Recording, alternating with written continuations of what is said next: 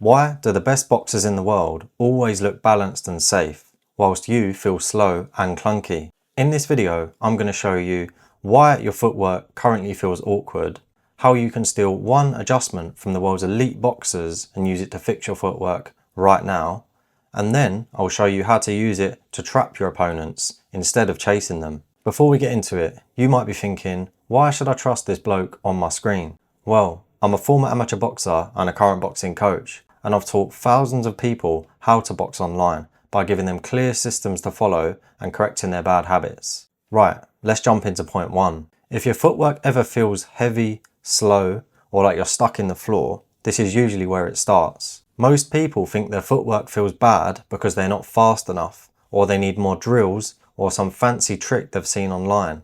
But that usually just makes things more overwhelming. This actually came up inside my online boxing academy this week. One of my students told me her footwork felt painfully slow. She felt stiff, she felt stuck when she was moving around the ring, and there was no fluidity to her movement. She'd been trying to fix this by copying footwork drills from TikTok, but this just left her confused and overwhelmed, and she was losing her motivation for the sport. So when she joined my academy, I asked her to send me some footage of her shadowboxing, and when I watched it, the issue was obvious, but not in the way she was expecting. She was expecting me to give her a new, complex move to rehearse at home, but that couldn't have been further from the truth. Actually, all that was happening was that every time that she stepped forward, she was landing on her heel first. And the moment you do that, you're compromised. If your opponent throws a punch right there, you've got nothing to push off to get you out of range. You can't move backwards or sideways because your weight is already dead on your heel. Elite boxers don't move like that. They land ball of foot first, so they're always ready to move again.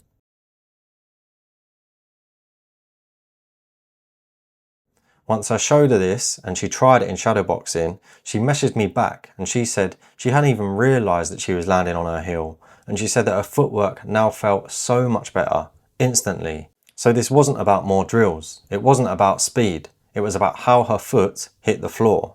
Now, even if you fix this, your footwork can still hold you back, especially when you're trying to step into range. This is something that I struggled with a lot when I first started boxing when I was younger. I was pretty tense, and I felt like the only way to close distance was to explode into range with a big step and land a strong jab. So I'd wait, load up, and then take this huge step forward and try and force my way in. And what kept happening was I'd just get countered. My opponent could see it coming from a mile off. My shape would break for a moment and I'd get caught as I stepped in. At the time, I thought the solution was to get quicker. So I tried to add feints, tried to be more explosive, and tried to time these lunges better. But nothing really changed. I was getting whacked up in every sparring session. Eventually, I recorded myself and watched it back. And that's when I realised the problem wasn't my timing or my speed. It was the size of my steps. Every time I took a big step into range, I was off the ground for longer, my stance opened up too wide, and my shape was compromised. In that moment, I wasn't in a position to rotate properly on my punches, and I definitely wasn't in a good position to defend or react. That's when I started paying closer attention to how elite boxers close distance. And what I noticed was they don't lunge into range, they creep into range using tiny steps. Those small steps keep you in your stance for longer. Your weight stays underneath you, your shape stays intact, and you're always ready to punch, defend, or move again. Once I switched from big steps to small steps, everything changed. I stopped getting countered on entry. My punches were disguised and more powerful, and getting into range suddenly felt calmer instead of rushed. So again, this wasn't about being faster or more explosive. It was about staying in your stance and closing distance without announcing it to your opponent. Now, even when you fix this, your footwork will still hold you back unless you understand proper ring positioning. Because footwork isn't just about moving well, it's about using movement to control space. This came up with one of my students inside my academy recently.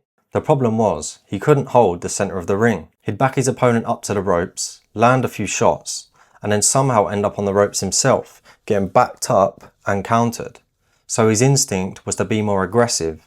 Whenever he got someone near the ropes, he'd chase them harder, trying to pressure them more. But that actually made things worse. When he joined my academy, I got him to send me some of his training footage, and when I watched it back, the issue was clear. Every time he backed his opponent up to the ropes, he followed them around the ring, instead of stepping across to cut them off. He was making a mistake which we call running the ropes. It feels like pressure, but you're actually giving your opponent an easy escape and you're losing the center. Once I explained this to him, everything changed. Instead of chasing, I got him to start stepping across the ring to take away those exits. The footwork itself didn't change, the intention did. As soon as he started cutting off the ring, he stayed calmer, wasted less energy, and kept his opponents trapped far more easily. Since learning this, he's gone from a novice boxer to a 4-0 amateur boxer with 3 stoppages. And the biggest difference wasn't aggression or fitness, it was understanding where to step, so his footwork actually meant something. Now, the thing is, these footwork tactics are completely useless unless you know how to punish your opponent once you've got into a position to attack. So watch this video next, where I break down the simple system for generating effortless power with ease.